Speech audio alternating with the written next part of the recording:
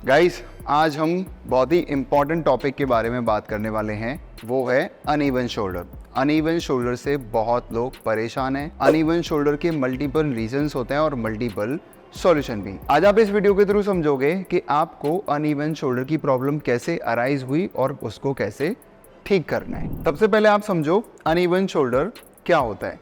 इसमें आपका एक साइड का शोल्डर अप दिखता है और एक साइड का शोल्डर डिप्रेस। अब इसके मल्टीपल रीजंस होते हैं। सबसे पहला रीज़न है स्पाइन में स्कोलियोसिस, मतलब एस कर्व बन जाना। ये देख रहे हो, दिस एस कर्व, इसकी वजह से हमारा शोल्डर अनइवन दिखता है। बट इससे भी बड़ी प्रॉब्लम मसल इम्बैलेंसेस। मैं आपको एग्जाम्पल के साथ समझाऊंगा। हमारे लेफ्ट अपर ट्रैप का काम क्या है? शोल्डर को ऊपर की ओर खींचना। और लैटिसिमस डॉर्सी का काम क्या है? शोल्डर को नीचे की ओर पुल करके रखना। इस केस में अगर हमारा लैटिसिमस डॉर्सी वीक है और अपर ट्रैप टाइट है, तो इस केस में भी आपका शोल्डर एलिवेट होगा, मतलब आपका शोल्डर अनइवन दिखेगा। सो ये थी दूसरी प्रॉब्लम। तीसरी प्रॉब्लम, आप जिम जा रहे हो, लेग पुल डाउन लगा रहे हो, पुशअप्स लगा रहे हो, तो मूवमेंट कहाँ से ज़्यादातर हो रही है? हमारे स्कैपुलर मसल से। हमारे अपर ट्रैप्स टाइट हो रहे हैं। क्यों? क्योंकि हमारा लैटिसिमस डॉर्सी शोल्डर को नीचे की ओर डिप्रेस नहीं कर पा रहा। तो मूवमेंट सबसे ज़्यादा कहाँ से हो रही है? हमारे rotator cuff, rear delt and upper traps, आपके scapular muscles and rotator cuff से। उस केस में क्या होगा कि ये मसल्स बहुत ओवरवर्क कर जाएंगे। यहाँ पर एक बॉल टाइप क्रिएट होने लग जाएगी। अब उस केस में भी क्या होगा कि आपका शोल्डर ऊपर की ओर उठेगा और शोल्डर प्रोट्रैक्शन में भी जाएगा, मतलब एलिवेट भी हो रहा है और फॉरवर्ड भी जा रहा है। अभी तक मैंने आपको 3 रीजंस बताए, अब मैं बताने जा रहा हूँ 4th रीजन। हमारे स्कैपुलर मसल्स का काम क्या है?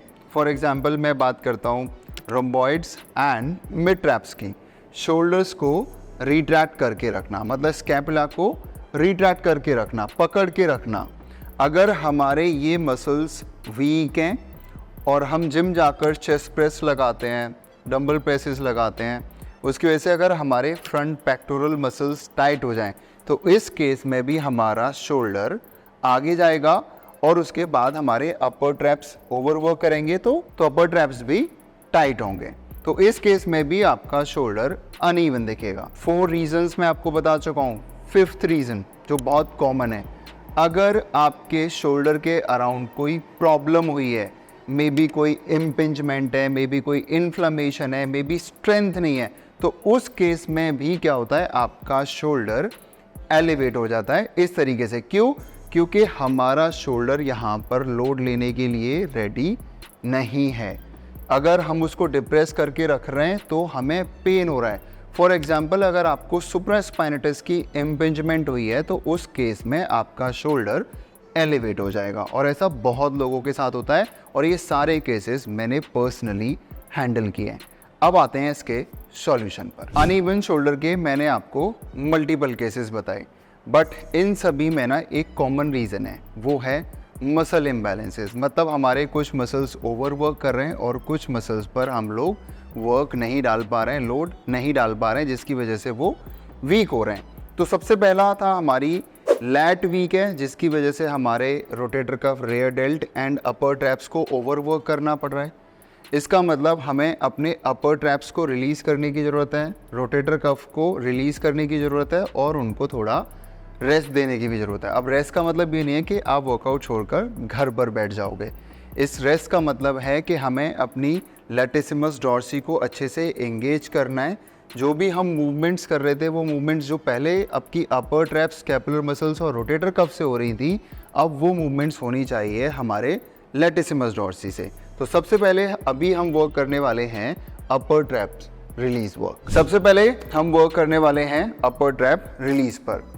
मतलब ये मसल्स बहुत टाइट हैं, तो इस तरीके से थंब लेकर इन मसल्स को रिलीज़ करना है। और गाइज, ये मसल इतने टाइट होते हैं, जब आप इनको रिलीज़ कराओगे तो आपको काफ़ी पेन होगा। आप बिल्कुल भी इजी मत समझना कि आप बस जाओगे किसी थेरेपिस्ट के पास और वो रिलीज़ करेगा और आपको आराम मिलने वाला है। ये मसल्स पत्थर बन चुके हैं, पता है, इतना ओवरवर्क हो चुके हैं। और this is the biggest reason, इसी की वजह से हमें साइड में नेक पेन, आर्म में टिंगलिंग पेन भी अराइज होता है। तो सबसे पहले हम अपने अपर ट्रैप्स को रिलीज करेंगे। जब आप रिलीज कराओगे ना तो यहाँ पे ना आपको एक लंप टाइप फील होगा, दिस, ठीक है। अभी हमने रिलीज वर्क किया अपने अपर ट्रैप पर। गाइस, आप इसको खुद से तो कर नहीं सकते, या तो आपको हेल्प लगेगी किसी मसाज थेरेपिस्ट की या फिजियोथेरेपिस्ट की, क्योंकि इन मसल्स को रिलीज करना इतना आसान नहीं है। गाइस, अपर ट्रैप रिलीज के अलावा इन मसल्स को स्ट्रेच करना भी इक्वली इम्पॉर्टेंट है। उसके लिए आप single arm shrug hold, farmer carry hold with heavy weight जैसी एक्सरसाइजेस भी कर सकते हो, but make sure in muscles का स्ट्रेच होना बहुत इम्पॉर्टेंट है।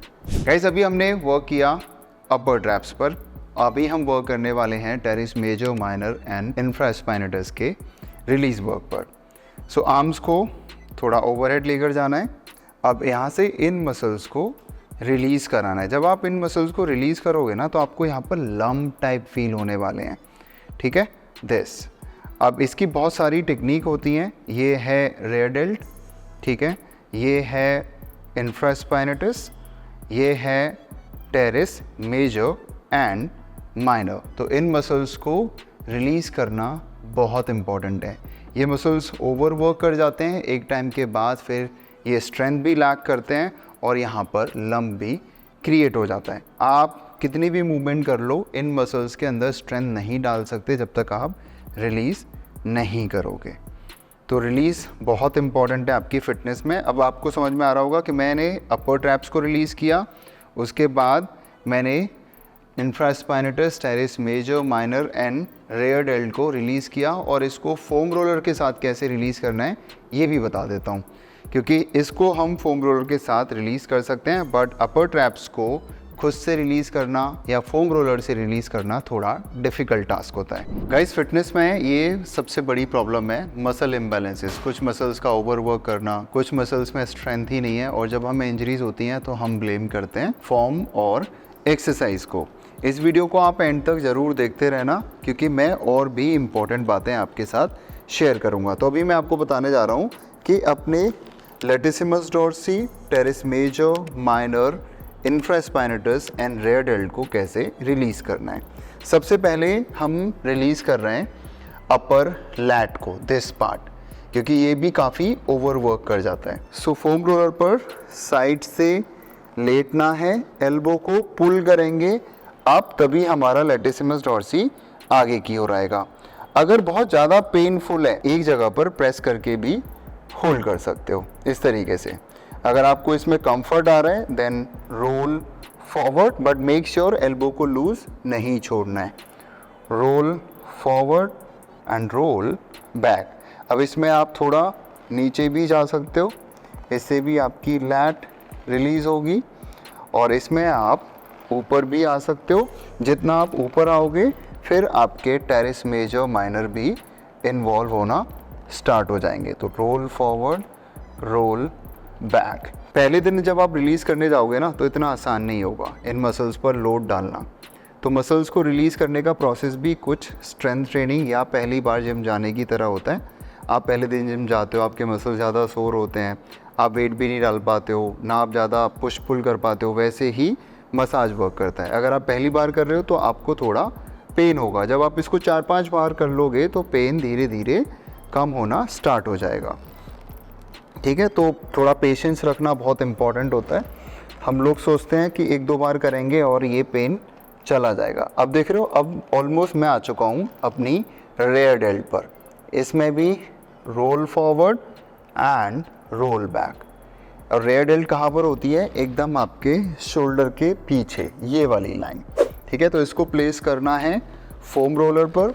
इसमें भी elbow pull up, roll forward, roll back, roll forward, roll back. अब पोजीशन चेंज करेंगे, आर्म को लेकर जाएंगे ऊपर की ओर, ठीक है, और यहाँ से external rotation, roll up and roll back, roll up and roll down. इसमें हम वर्क कर रहे हैं इंफ्रास्पाइनेटस। इंफ्रास्पाइनेटस होता है हमारे स्कैपुला बोन के ऊपर यहाँ पर। तो जब मैंने इसको रोटेट किया तो मैं अच्छे से अपने इस मसल को रिलीज़ कर पा रहा हूँ। तो अभी मैंने आपको बताया कि आप खुद से इन मसल्स को कैसे रिलीज़ कर सकते हो through the foam rolling. Guys ये बिल्कुल भी ज़रूरी नहीं है कि जिन लोगों को ये प्रॉब्लम है वही ये रोलिंग करेंगे। जिन लोगों को प्रॉब्लम नहीं है उनको भी रोलिंग की नीड है, उनको भी अपने मसल्स को रिलीज़ कराने की नीड है, क्योंकि जब ओवर वर्क होता है फेशिया टाइट होता है, मसल्स में नॉट बनती है, स्ट्रेंथ लैक करने लग जाते हो और फिर ट्रैवल पेन होना स्टार्ट हो जाता है।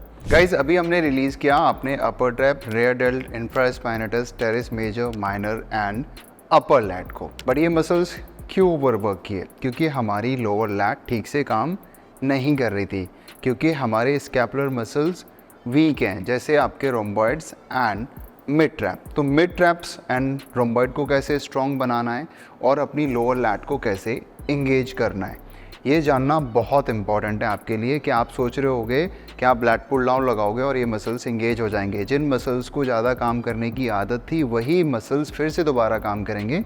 तो इन मसल को आइसोलेट करके कैसे ट्रेन करना है वो मैं अभी आपको बहुत अच्छे से समझाने वाला हूँ। जैसा मैंने अभी आपको बताया था, अगर आपके mid trap and rhomboid weak हैं जिसकी वजह से भी आपके शोल्डर्स फॉरवर्ड जाते हैं, तो इनको कैसे स्ट्रॉन्ग बनाना है उसके लिए मैं आपको एक एक्सरसाइज गाइड कर रहा हूँ और इसको हम सिंगल आर्म आई रेज भी बोलते हैं। नॉर्मली हम आई रेज को बोथ आर्म से करते हैं, बट हमारा लेफ्ट साइड का रोम्बॉइड और मिड ट्रैप वीक है तो सिर्फ अभी हम लेफ्ट साइड से इस मूवमेंट को परफॉर्म करेंगे।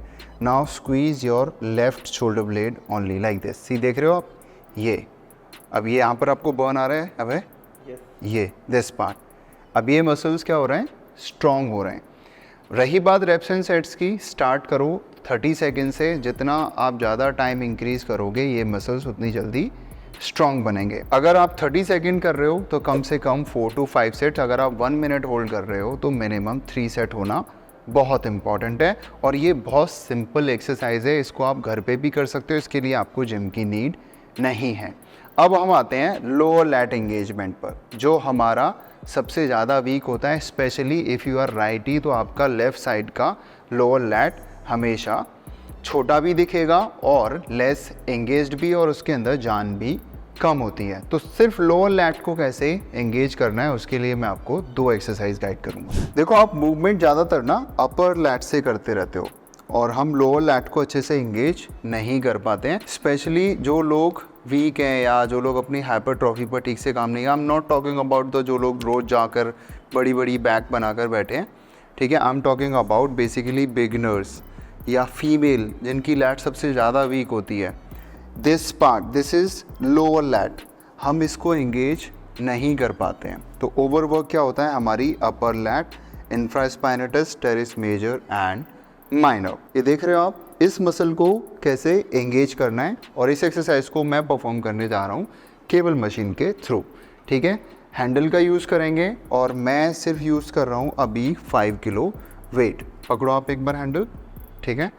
आर्म स्ट्रेट, अच्छा मशीन से दूर खड़ा नहीं होना है, मशीन के नीचे, मतलब ये लाइन सेम रहनी चाहिए, ठीक है।